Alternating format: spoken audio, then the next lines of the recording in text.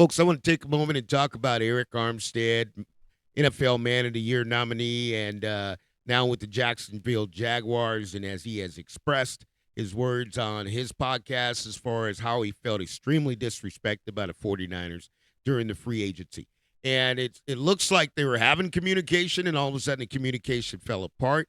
And I do know with Kyle Shanahan, after the Steve Wilkes firing, after the Kansas City coach coming out, after players backing out of deals. I mean, they're just went into a circus of chaos in the 49er building. And then John Lynch had to step in and take control of the reins and say, let me get this back in order, because Garrett, the KC defensive back coach, just made it plain. I mean, he sent a message from the entire NFL that nobody wants to go to San Francisco and coach. So they bring in, Staley coming in from the former San Diego Chargers coach, and they had to try to bring in his own players because they didn't have any other players that wanted to come to the 49ers. And what the 49ers have done is they pretty much have signed a lot of B-rated players. And it's going to be extremely tough. It's going to be disappointing for a lot of fans because they're expecting the 49ers to do their magic again. But you can't do the magic when the A-list players are leaving, the leadership's leaving. That's going to be extremely hard to do. And then you got people say, well, they've got plenty of time. No, they don't.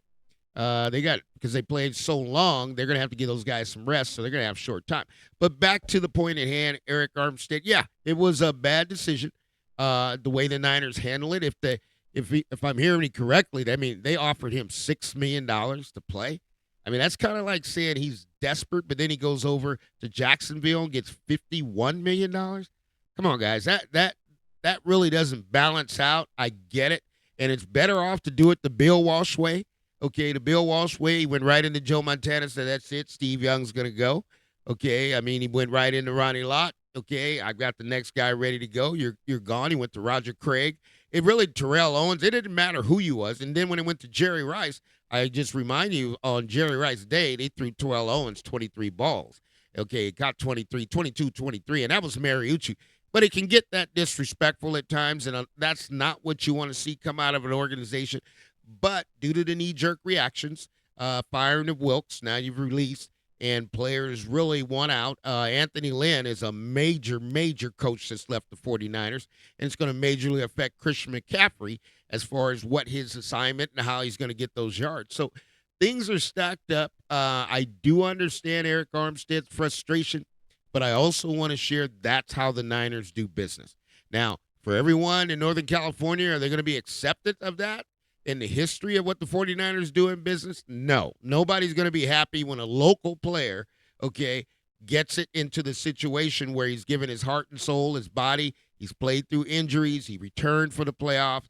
This one here is really shocking because he had so much in the community that was given, and now he's gone off to Jacksonville, which Jacksonville is going to do just fine. But, folks, I will tell you this. We're going to miss Arik Armstead. I mean, he's just a first-class act, okay? And that's the thing about Steve Wilkes. Steve Wilkes just a first-class act. I mean, he just gets to the podium. I'm built for this. Here, you take a young man who's given his heart and soul, and it's going to take him a while to get over it. But here's the deal. This is the NFL, okay? There is no emotion, and these guys know that hammer can fall at any time. But we didn't expect the hammer to fall with a $6 million offer. Okay, whoever laid that on the table, I don't know who presented that, but that is about as disrespect you can. It's better to go to the man and look a man in the eye and say, look, we're going to go in a different direction. We've got a different salary structure, because this is when it comes down to money. We got a different salary structure. We want to slot into his position. So what the 49ers are saying, they want a $6 million guy when you got an $18 million guy. But please understand, the $18 million guy is an A-list, and you got the $6 million of B-list. Now, all those media and all that talking about the 49ers who are saying what Armstead did and didn't do, well, they don't know football, okay, because the fact when he moved inside, and this is going to be a killer for the Niners. I don't know how they're going to overcome this, because when they were to move him inside and he could plug that middle, and you notice with Chase Young, because that's going to hurt Bosa, because Bosa production did not go up until Chase Young arrived, and now it's every man for himself. And that's going to be hard because nobody's commanding double teams, okay? So now they're going to load up on Bosa, okay? And somebody else has got to come in there, and these guys don't know the system. And you cannot – defense is not like offense where you can put it together. These guys got to know where they're going to be, where they're supposed to be, what play, what call, and this is totally confusing because here's what the 49ers did. They took the defensive line coach when they complained about Steve Wilkes and the defensive line, excuse me.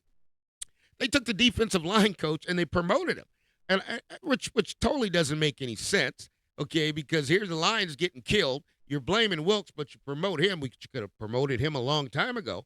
Now, let's go a step further. You wanted Wilkes out the booth. And here's where it gets really, I told you guys that's junior football. Because now you're going to take Staley, who's going to be there. He's going to be in the booth. Okay, they're bringing the former Chargers head coach in. He's going to sit in the booth.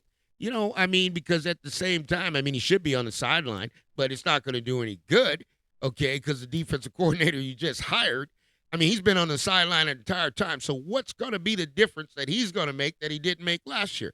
Folks, this is the NFL. A lot of times teams outsmart themselves. They don't know what they want to do. And when you get a knee-jerk reaction, you think you got guys and you're calling up coaches. And I'm telling you, for the life of me, you cannot fire a Rooney Rule guy, okay, and then call it Robert Saleh. That's even double embarrassment. And asking for his defensive coordinator when he's got a quarterback, Aaron Rodgers, coming back. I mean, a lot of this stuff, it really does get confusing. But here's what I always tell you in the NFL. I always look at the horse trainers. Those are the coaches. And when I start seeing panic in his eyes, and I really saw for the first time the disagreement with John Lynch and Kyle Shanahan when he said he wants him to get out of the building, go, and let me do my job, okay? And this thing has been chaotic. It is not going to work out well unless there's a miracle rabbit coming there because these guys defense, they don't get put together in 6 months. There's not a defense you could throw together in 6 months. There has to be a core of guys who are there, and the new guys are going to have to come in, and they're not going to be the same as the guys you got. You don't have Greenlaw. You don't have Ufunga. I mean, this thing is going to get a little out of control, but Arik Armstead, you know, at the end of the day, this is the National Football League. It is painful, but this happens throughout all 32 teams in the National Football League. And sometimes you think you're buddy or your friend or you got a good relationship, but when it comes time to separate and they take that salary structure, which they were paying him a certain amount of millions of dollars, and they decide we want to reduce that and go in another direction, maybe pick up another cornerback. It's all structured, folks. That's the NFL, and it's just like running any corporate enterprise business. Basically, they know the salary of every employee and how much it's going to cost and what they feel they can get the job done. So this is a mystery. This is the Money Mike Syndicated Radio Podcast. And yes, Arik Armstead, he has a position point, but he also understands this is the NFL, and guys do get cut. I mean, they really don't get cut. They just get shown the door.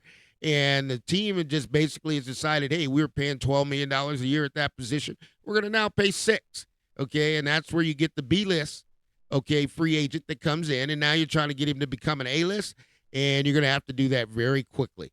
So we wanted to just kind of expand on that a little bit and to kind of share with you, but we do understand the frustration. And for the life of me, I don't understand why you'd offer him $6 million. You expect them to jump across the table? No NFL player is going to do that. I mean, that's just unheard of. And obviously, he has an agent that's probably just laughed and said, okay, let's go find a deal. Now, the good news is he found the 49ers former GM, and he said, hey, Trent Baalke, come on down. I mean, that's what we do. It's called relationships. So at the end of the day, he's going to have a good time. I told you it wouldn't take long. I thought it would take 24 hours. It might have took 25 hours to get his next deal on the table. But we're going to look at this collectively. I will tell you this. It's going to be some tough timing for the 49ers. And for the life of me, we just got to wait this one out because, you know, we can't continue to spin our wheels. And this one's going to take a little extra to put back together. But Arik Armstead's going to Jacksonville, and we definitely understand his frustration because he did give his heart, soul, body, everything he had in his mind to the community to make it the best that he could be. And I always salute you for that, Arik Armstead, because you've been a man of God and a man of purpose. And those are the players that the San Francisco 49ers need, as many of them as they can in the building. You're listening to the Money Mike Syndicated Radio Podcast, and we're going to close with that. But we do want to say salute to Arik Armstead and